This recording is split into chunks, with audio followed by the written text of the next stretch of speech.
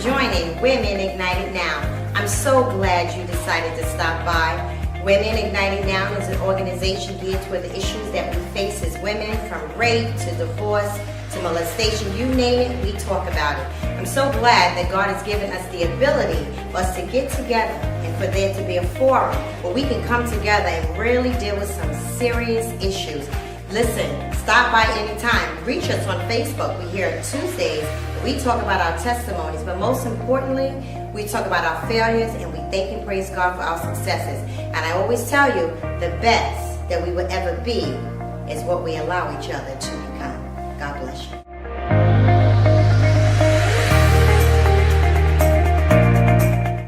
Good morning. Welcome to The Win Show.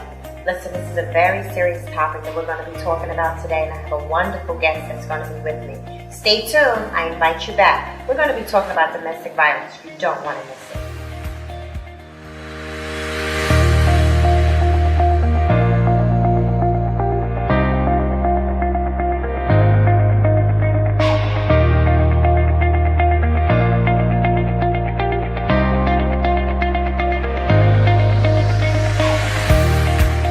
Welcome back to The Win Show. I'm delighted to have with me Mikila Thompson. Thank you for joining me today. Thank you for having me. Thank you for being on my show. Listen, this is such a serious topic. Affects many women and men. And in a day like we're living today, we're going to be talking about domestic violence. Of course, we know this is a violation against someone else. Kind of tell us, how did you get into all this? Well, about 6 years ago, at my job, one of my coworkers, who is an acquaintance of mine, was saying she wanted to do some volunteer work. And she decided that she wanted to be a crisis advocate for the Nassau County Coalition. At the time, the Nassau County Coalition Against Domestic Violence. So I decided to register as well. And in order to become a crisis advocate, we had to take a 12-week course. And so every week for 3 hours, we learned and were trained on how to interact with survivors. I don't like to call them victims. I think it's important that they understand they have power. So survivors of domestic violence, rape, and sexual assault. Now, again, everybody knows my story. And sometimes they say that when people get into, say, domestic violence or different things like that, some people, it comes from something they've gone through. I have such a passion for working with women because of the things I've gone through. Right. Can you kind of share your story a little bit? Absolutely. So as a child, I have very, I guess, situations that I have encountered. But as a child growing up, I was a child of a household that had domestic violence. Okay. So unfortunately, and I have her permission to state this, my mother was a survivor, or is a survivor of domestic violence. And I observed it out of all my siblings. I was the one who actually saw it because I was old enough to, witness it. And then I've also been, I am a survivor of molestation, child molestation, and also rape. And so I have a very strong compassion for people who endure this because they have a lot of strength that they don't realize. And I love the fact that I have the opportunity and the privilege to help them see that, even if it's in a very small and finite time period. In addition to that, I also do work with youth, and as an attorney, I can't state where, but I represent children in family court, and they oftentimes endure these very same issues. And so I get to do it as a job and as a hobby. So what you've gone through, can I dare say that it has pushed you also in the legal field? Right. Your passion, I guess, not just because I know you, but because of what you believe in. Right. Like even sitting here talking to you, I see it even more so. Right. This passion that's really down inside of you. Oh yes. I mean, if I can say it here, my strong faith has propelled me to embrace the fact that what I went through is not who I am. And what I may go through in the future does not define me. And so I get to use all of the things that I've experienced, and I don't wish any of my experiences on another person, but I don't regret what I've gone through. And I know that everything that I endure, and some of the things that I might put on myself, can be used for a positive experience for someone else and for myself. What are some of the statistics that are out there now? Unfortunately, 1 in 3 women and 1 in 4 men will experience domestic violence in their life as a survivor. It will be imposed on them. Every minute in this entire country, 20 individuals are, beaten and susceptible to domestic violence. And I think it's important to note that domestic violence isn't just a physical act. Everything that happens to a person, whether it's a man or a woman, when it's in the realm of domestic violence or rape and sexual assault, has very little to do with the physical thing that happens. So where it's domestic violence, and it might be the act of hitting, choking, slapping, or rape, the sexual act, it's not about that. It's about the power.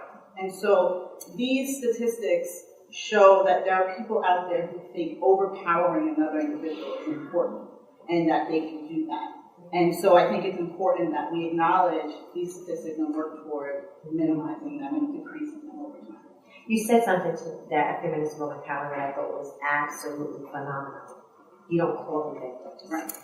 And that alone, going through molestation myself for 12 years from the time I was 3, as you know my story, to the time I was 15, that was a hard transition for me to transfer my mind into understanding that I'm no longer a victim, but I'm victorious. Exactly. And when you talked about that control a few minutes ago, I know that was the driving force as to the particular person that molested me as a child, because I can remember the person saying that he was going to kill my mom. Right. Again, that control and holding that, you don't want anything to happen to your mom or your parent. So, and I can remember being under the weight of it. Right. So how do you help, whether it be male or female, how do you help them transition their mind because of your legal profession? Right. So I think it's important, I guess, as a volunteer at the Safe Center in Long Island, which was formerly known as the Nassau County Coalition Against Domestic Violence, as a crisis advocate, I have the unique opportunity to be the introduction to the organization. So they have a very streamlined process to help individuals overcome what has happened to them. And so what happens is if a person decides to get treatment for a rape, sexual assault, or a domestic violence incident, they can go to the hospital. And when they go to the hospital, 2 people are called. A hotline is called and a crisis advocate is sent. And the nurse, which is called the SANE nurse, and they are specialists in working with patients who have endured this act. And so, as a crisis advocate, my sole objective is to be there for the person, whether it's getting water, getting food, just holding their hand, crying with them, making sure that they're the most important person in the room, because in that moment they need to feel like they have support. And then once my time is done with them, it's interesting because I think this helps me in balancing and detaching. My time is done, and they are then given to a counselor, someone who can really treat them, give them counseling and therapy, and if they need, support in the courtroom. So the crisis advocates don't continue working with the individual, and I think it's good because we have a good job or a very important job in that we are the first person that represents the Safe Center, but we also are not the end-all be-all. And what I think it does show is that I'm not important in this situation at all. I am the invisible support. But that person needs to feel like they are a star. And I know it's a negative thing, but that we need each other. But I think them feeling as if, the circumstances has happened, but I can overcome it, is something that I take really seriously. And so I use the opportunity in the hours that I'm with them, sometimes 2 in the morning, sometimes 8 at night, and I just make them feel important and special. Having come out of it, were you able to work with your emotions? Because you're in such a peculiar place, not in a negative sense, because you have to work with them, you have the legal side, but then you've been through it. So what do you do with your emotions? So I have some really, quirky things that I try to do to work through it. Like I mentioned, I do have a strong faith, so I do use prayer and I do, talk to God and really try to work through it. When I'm going to the hospital, I play really loud music and uplifting music, and when I'm going home, sometimes, and I have to be honest, there are times that, it hit me hard, I cried all the way home. But I play the music, I kind of got myself going, and I remember that if I could move even a smidgen forward, then it's all worth it.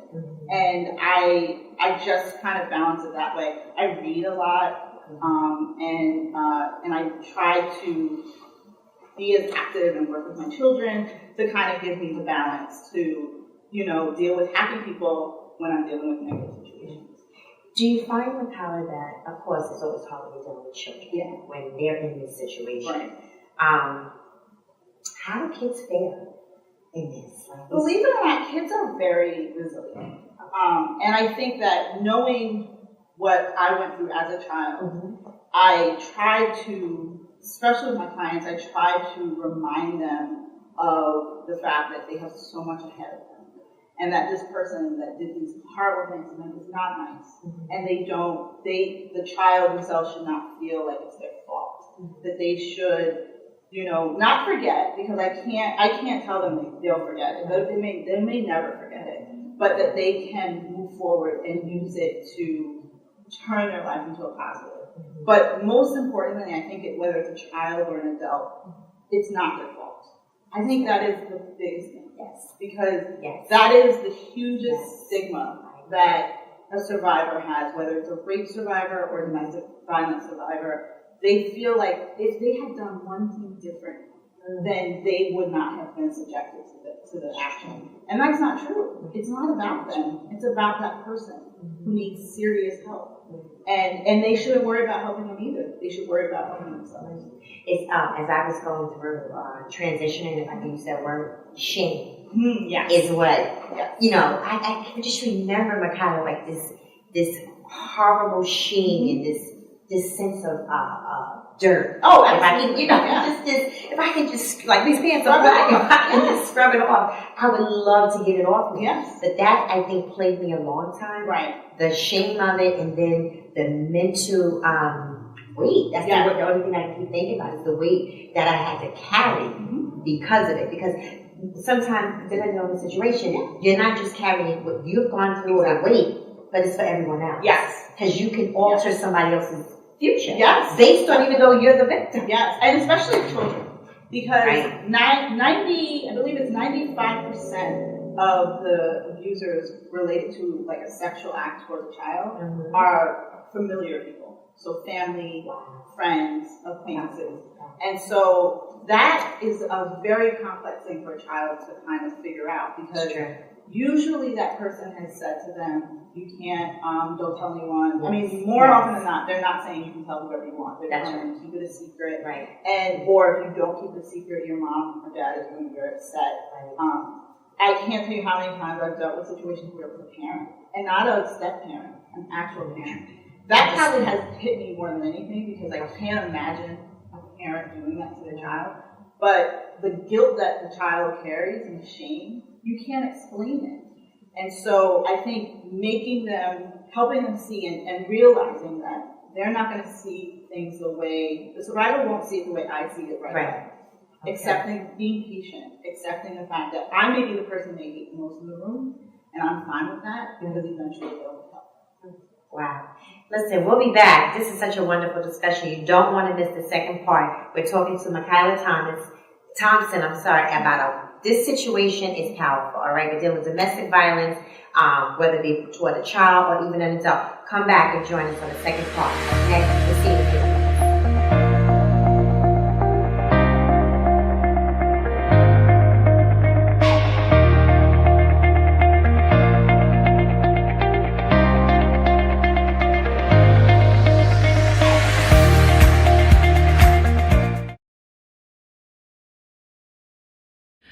If you are interested in foster care or adoption, please visit our website at www.hfyny.org. You can find out all about our programs there, and you can also donate if you are interested in donating. Thank you.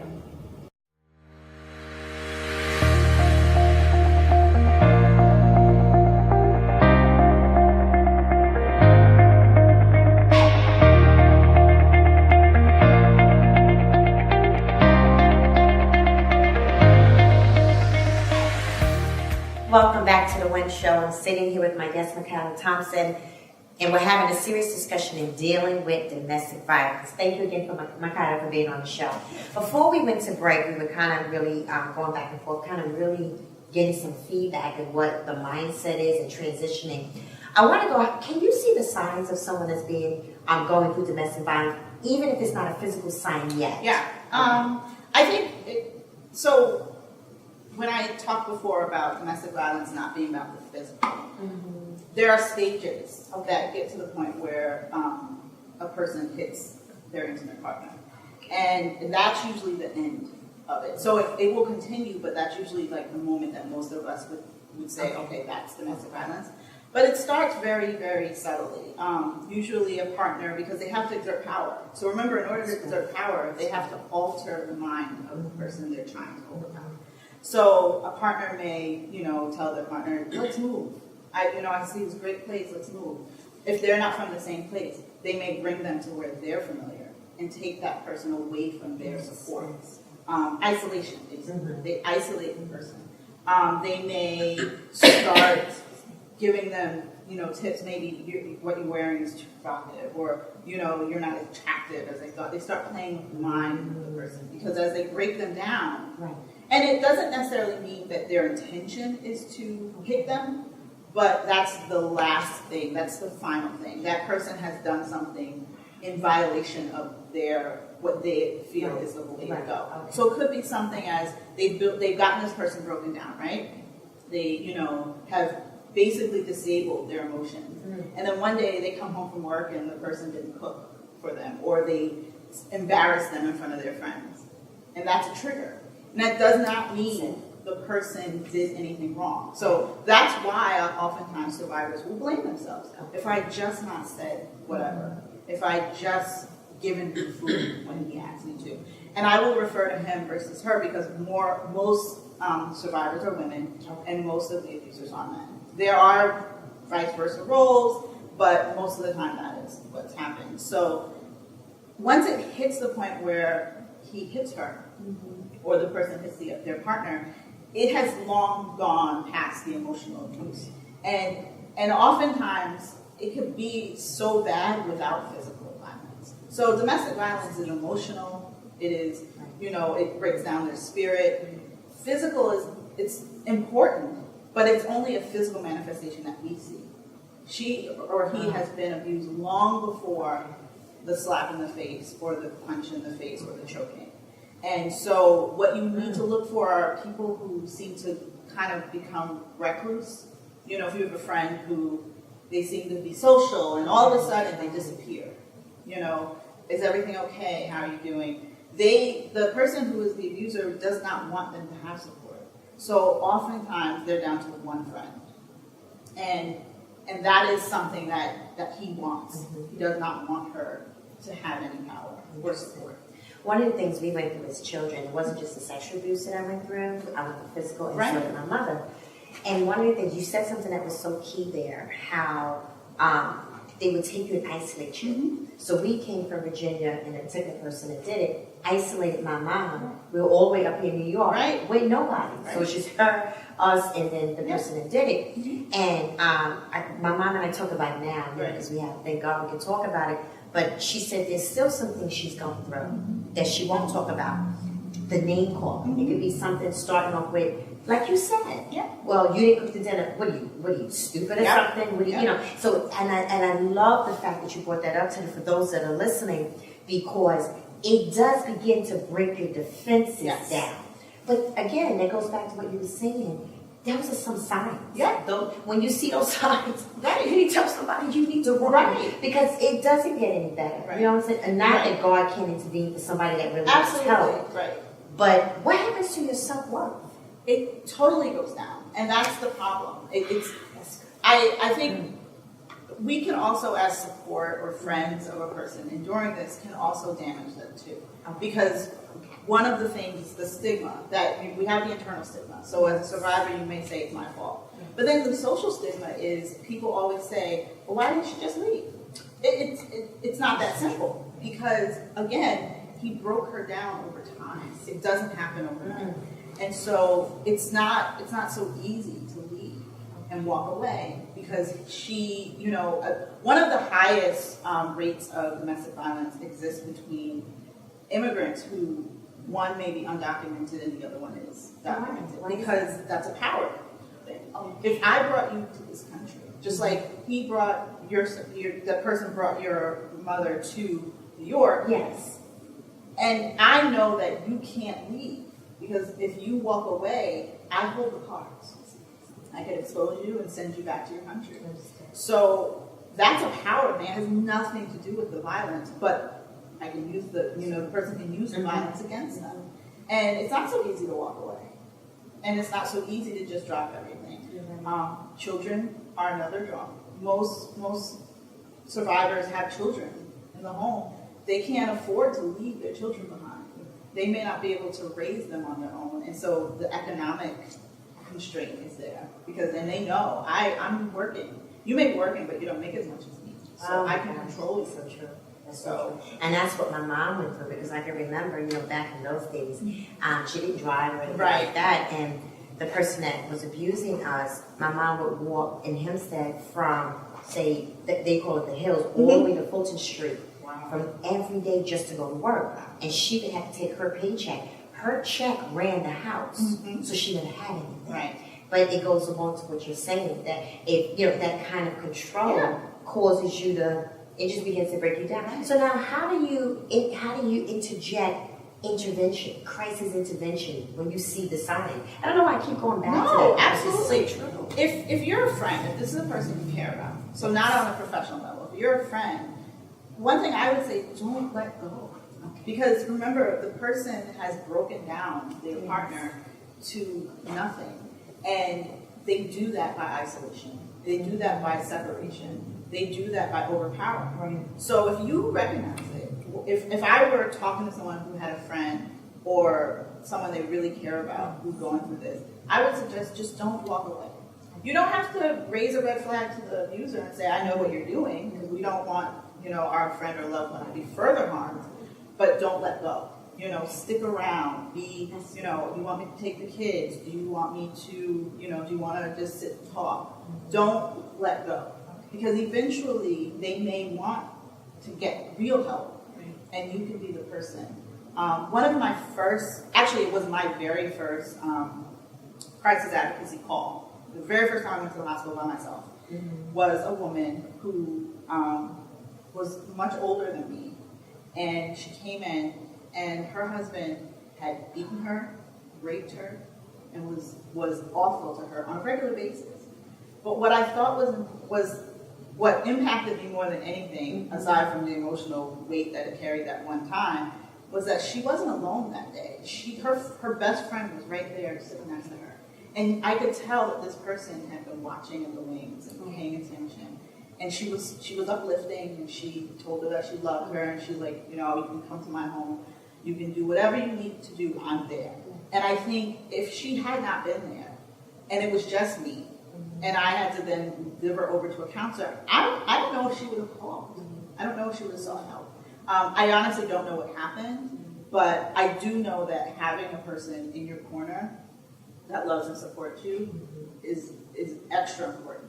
And if you can be that person to someone, it's well worth it. Do you think that some people don't want to report it because they think that they won't be believed? Absolutely. That's another stigma. Yeah. It's the social, whether it's they won't believe me, I can't prove it, what if this destroys my family, all of those things. Because it's difficult to prove. Even when you have the bruises to show it, it's difficult to prove. I mean, 30 years ago, so Nassau County is one of the few counties that if you call on a domestic violence call, they will absolutely arrest the person, whether you change your mind when they get there or not.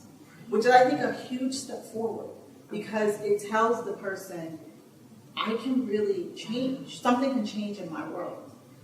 30 years ago, if you made a call for a domestic violence call, the police would come, they take the man or person outside, have a little chat, and send them back in the house and say, you guys work it out, you won't get trained else. It doesn't change it. It actually says to her, what's the point of calling? Because now everybody knows. But I think we've gone further, and now with having mandatory arrests, it kind of sends a message, this is not okay. There's still the stigma, obviously, because if she does press charges, she does have to prove it, she would have to testify. The fear of testifying in front of someone that you're afraid of can be very, very hard to do. But I think, again, if they have the support, it can happen. They can work it out. They can overcome. And it's interesting because you have older women, like say my mom was in her 70s, And still to this day, Mikila, there's an impact of what happened, Right. you know, just by the fact I told you she did something she wanted to talk about. And I have the kind of person I'm not intrusive, Right. so I would never push, because I feel when she's ready to talk about it, we'll talk about it. But what do you say to somebody that's been carrying that for so long, and how do you help them? Let me tell you why I'm asking it, because I like the show, I like to watch the show Porters. Yes, yes. I don't know why, but I just like to see the end result. Yeah. But there's an emotional Exactly. reason For that. why that person, like this one particular show, the person had cats. Right. She had the cats in the freezer, so every time they passed away, she didn't want to bury them. Yeah. And she said they were her friends, so Yeah. forth, so on. But you know what they got to the root of it? People kept passing away in her Her life. life. Right. So she felt that she couldn't do anything to help them. Yeah. But the cats, which were small enough or whatever, she was able to put them in the freezer. It was her way of taking care of them. Yeah. But somewhere along the line, there was an emotional something going on. Right. How do we help victims emotionally? I know we talked about intervention. Yeah. We talked about that. Is there any other steps we can take? I think to be honest, it's welcoming the idea of counseling. Okay. Whether it's through a spiritual advisor, a psychologist, the two merge together. It is very difficult for a person to disclose very intimate things or trauma to a person close to them. You know, your mother sees you as her child. There's no way she's going to say all of the things that happen Exactly. because you're still her child, That's no matter what your age is. So, and that could be the same for friends. They don't want to say all the details because there's still that feeling of, why did it happen to me? Was it my fault? So I think encouraging them to talk to someone and being willing to tell that person everything to get it off their chest, to figure out a way to reconcile the fact that this has happened. But it's not who they are. It's just something that happened to them. And they can use it to move forward. And one more thing I want to mention is that I love the word you use. You said it, the statement rather. You wouldn't allow it to define you. Right. Before we end the show, I really want you to say something to encourage somebody, because somebody's listening to the show today. If you're listening to us, what you've gone through, just like Mikila has said, it doesn't have to define you. It doesn't have to be used to dictate your future. So can you say something to encourage somebody? Absolutely. Remember, you have power. You can be empowered to do so many things. And this dark time that you're going through, you can overcome it through utilizing the power you already possess. Just like the silence breakers of Time Magazine 2017, you can break the silence and you can show the world that this is not okay and that domestic violence should never be ignored. Listen, thank you for joining the Win Show today. This was a powerful segment. Thank you, Mikila, for being on the show. And please, we want you to come back. Absolutely. Because let me tell you, there's so much more to this and her level of expertise, not just from what she's gone through, but just in a professional standpoint. You have a lot to say, and I tell you, this audience wants to hear it. Okay, guys, join us again on the Win Show. And remember what I always tell you, the best that we would ever be is what we allow each other to become. I'll see you next time.